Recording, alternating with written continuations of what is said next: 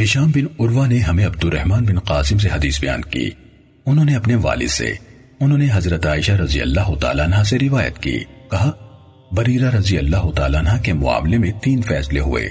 اس کے مالکوں نے چاہا کہ اسے بیچ دیں اور اس کے حق ولا کو اپنے لیے مشروط کر دیں۔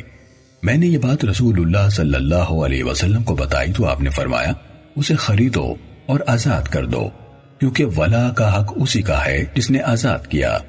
عائشہ رضی اللہ تعالیٰ عنہ نے کہا وہ آزاد ہوئی تو رسول اللہ صلی اللہ علیہ وسلم نے اسے اختیار دیا، اس نے اپنی ذات کو آزاد رکھنے کا انتخاب کیا۔